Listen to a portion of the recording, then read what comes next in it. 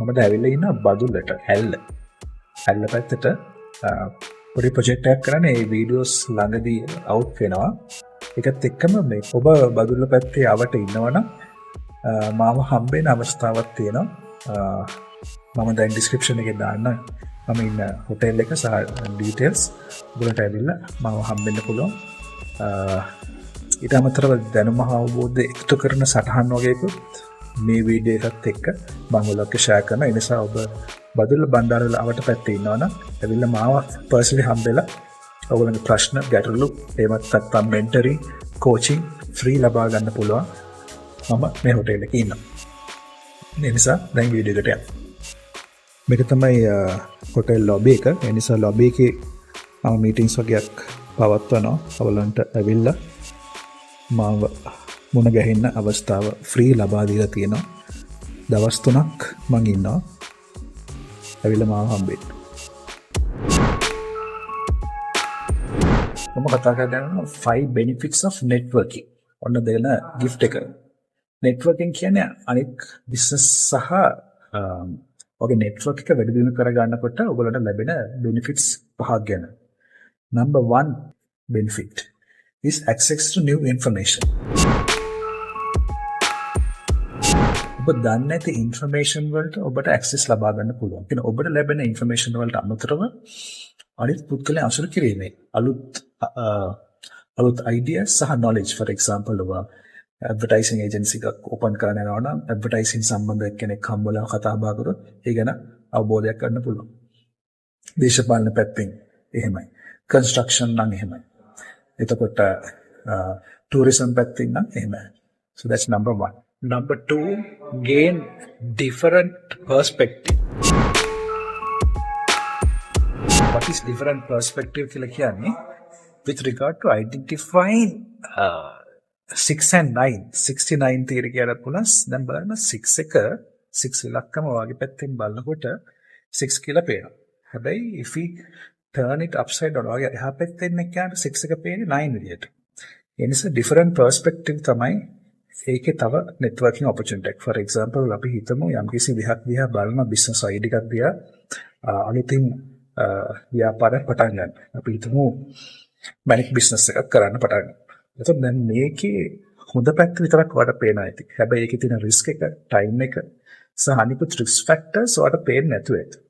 ඉතින් ඒ වගේ දේවල් ඔයාලට දැනගන්න පුළුවන් වෙනවා networking වලින්.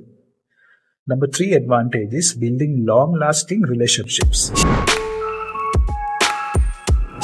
Long lasting relationships කියන්නේ ඔබට සමහර එක කෝල් එකකින් දෙයක් කරගන්න පුළුවන් අවස්ථාවක් තියෙනවා.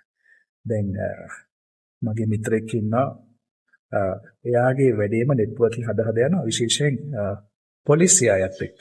ඔතන රැට සමහරට පොඩ්ඩක් ඩ්‍රින්ක් එකක් දාලා යනකොට අහු වුණාම බේරෙන්න පුළුවන් කියලා හිතාගෙන ඉතින් මම කියන්නේ ඒ වගේ relationships නෙමෙයි. වැදගත් relationships ටිකක් බෙදුවම long lasting relationship විශේෂයෙන් අපි හිතනවා lawyers ලත් එක්ක business consultants ලත් එක්ක සමහර social media activists ලත් එක්ක relationships හදනවා. ඒක උකල networking ගේ ඇතුලේ ඉඳලා පොඩි කාමරයකට වෙලා දොරවල් වහගෙන රට හදන්න බෑ. එළියට එන්න ඕනේ. ඉතින් එළියට එන්න කියලා ආරාධනා කරනවා. සමහරට හැමෝටම නෙමෙයි සමහර අය දකින්නනේ හැමලම පොඩි කාමරයක් ඉඳලා ඔය කියව අනිත් අයට බැන ඉන්න එහෙම නෙමෙයි. දැන් බලන්න රටේ නායකයෝ ක්‍රිකට් ගහනවා කාමරෙක එළියට එන්න රටක් හදන්න මේ දේවල් හදන්න. ඉතින් ආරාධනා කරනවා එළියට එන්න networking කරන්න.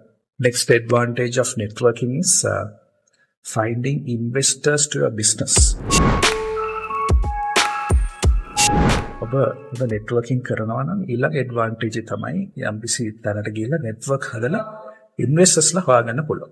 good business opportunities තමයි to networking. ඔබට යන්න පුළුවන් business forums වලට business lunch වලට ඒත් එක්කම ආරාධනා කරනවා. ඔබ wealth management students නම් ඔබ wealth management student කෙනෙක් නම් business club එකට free membership එක ලැබිලා තියෙනවා. ඒතර free membership එක ලැබිලා තියෙනවා නම් ඔයාලට එන්න පුළුවන් business lunch එකට December 3 වෙනිදා.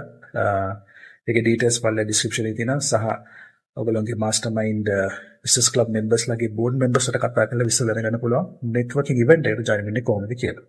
Number 5 advantage of networking is building overseas contacts.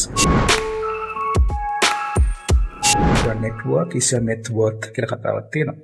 ඒ නිසා ඔබ දැන් විශේෂයෙන් ලංකාවේ ඉන්නවා නම් business slow down වෙලා තියෙනවා. අපි overseas connections හදාගන්න පුළුවන් අවස්ථාවක් තියෙනවා. ඒ නිසා ඔබ යම්කිසි connection එකක් හදාගත්තම එයාට ඩුබායි හරි ඕස්ට්‍රේලියා හරි නිව්සීලන්ත හරි connection එකක් තියෙන්න පුළුවන්. ඔබගේ product එක export කරන්න. ඒ නිසා අමතක කරන්න එපා. networking කියන දේ අනිවාර්යෙන් දිනු වෙන්න ඕන නම් තිබිරු දෙයක්. ඒ නිසා මම ඔයගොල්ලන්ට ආරාධනා කරනවා අපි networking සම්බන්ධව events තියෙනවා. ඒවටත් සහභාගී වෙන්න කියලා. තවත් ප්‍රශ්න ගැටලු තියෙනවා නම් පල්ලෙන් comment එකක් දාලා අපිත් එක්ක එකතු වෙන්න. ඔබ සියලු දෙනාටම ජය වේවා.